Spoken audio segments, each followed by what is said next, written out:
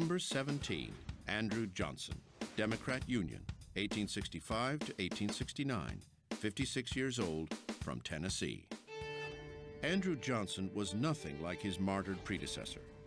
Unlike Lincoln, he was a Southerner and a Democrat, and had at one point owned a small number of slaves. But during the Civil War, he was the only senator from a seceding state to remain with the Union, and he had been selected as Lincoln's running mate in 1864 to broaden the ticket's appeal. Nobody anticipated at all Johnson becoming president. If anyone had thought that might possibly happen, they certainly wouldn't have put him on the ticket. Johnson was regarded as stubborn or principled, depending on whether you agreed with him or not. Like Lincoln, he had risen from poverty to prominence through his own determination. This upward striving in Lincoln went along with the kind of wit and modesty and open-mindedness and ability to deal with all sorts of people. Somehow with Johnson, he has this closed-in personality. He's very self-oriented. He doesn't listen to other people. He doesn't care about other people. He doesn't have very many friends. Johnson's background and personality greatly influenced his management style.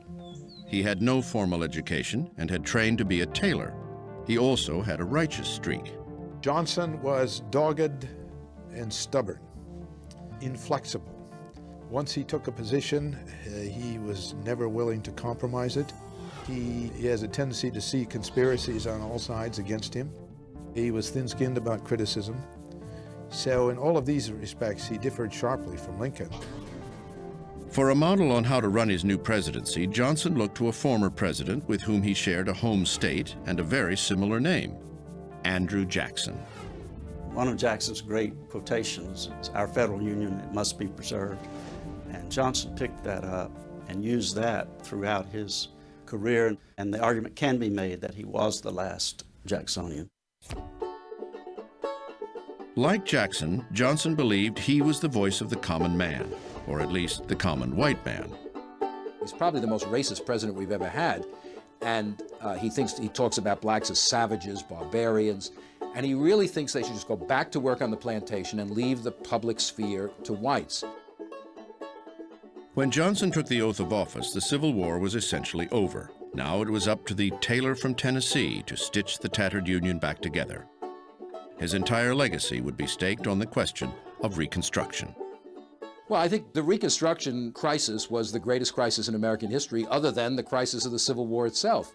Because what was at issue was not simply bringing the South back into the Union, but defining the essence of the American nation. Who is going to be a citizen of the United States? What are the rights that citizens are to enjoy? Who is an American, basically? Among the most eager to learn about Johnson's policies were the so-called radical Republicans, the vocal, reform-minded wing of the party. Men like Pennsylvania Representative Thaddeus Stevens and Massachusetts Senator Charles Sumner.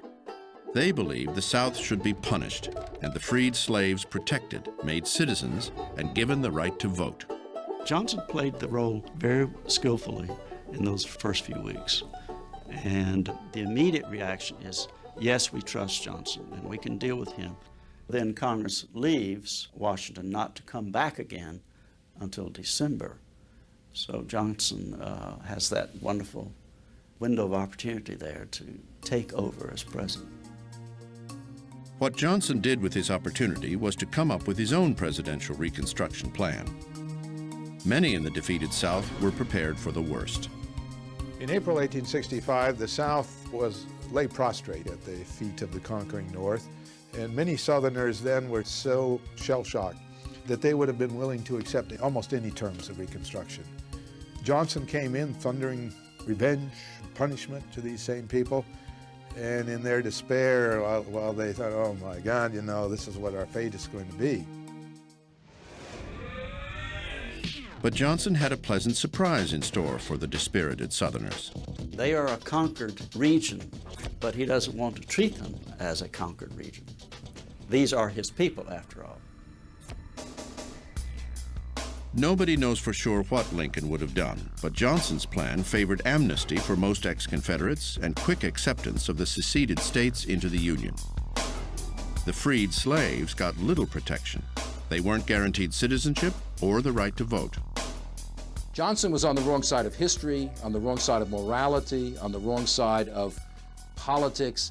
He just was unable to recognize that the Civil War had changed the nation, that the emancipation of the slaves carried with it some obligation to protect the basic rights of these emancipated slaves. When Congress comes back to town in December of '65, Johnson announces that the restoration of the South has been completed.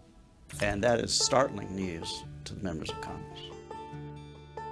Congress immediately started passing Reconstruction Acts of its own, beginning with an extension of the Freedmen's Bureau, a measure begun under Lincoln to aid the transition of blacks from slavery into freedom.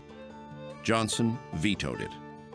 And from that point on, that will be the story of the relationship between Congress and the President. Congress passes, Johnson vetoes. Congress passes, Johnson vetoes. Johnson's 29 presidential vetoes shattered the previous record of 12, which was set by his hero Andrew Jackson. When you hitch your presidential leadership to the veto wagon, you're not going anywhere. And Johnson, stubborn and defiant that he was, refused to see that. Now it was Congress's turn to make history.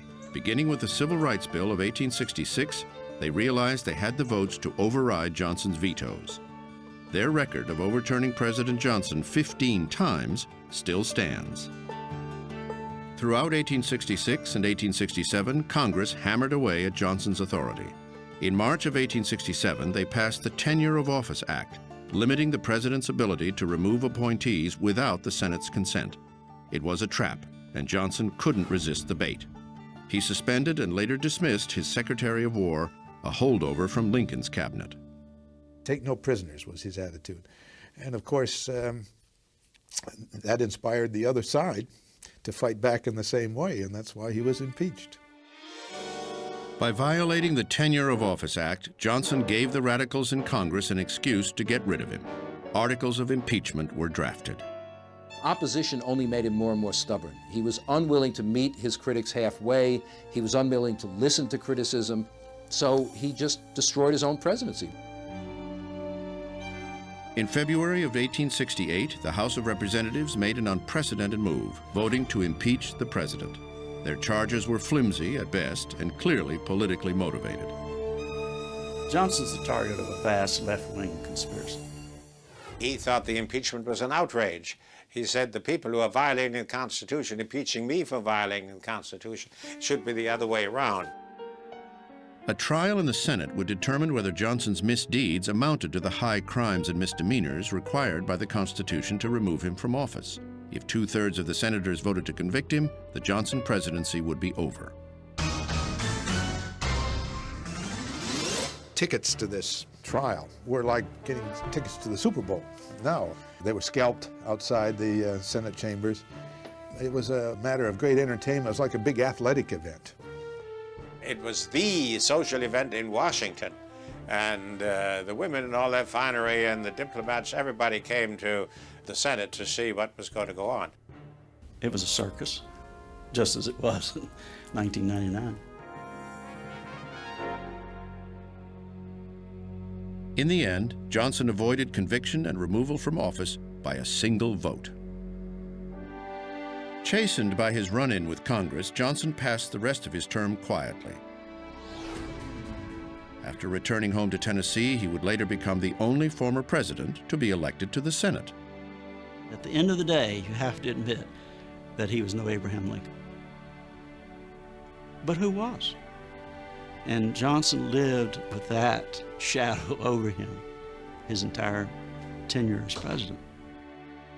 I think Johnson, in a way, discredited the presidency. His intransigence helped empower Congress to take a greater and greater role in formulating major national policy.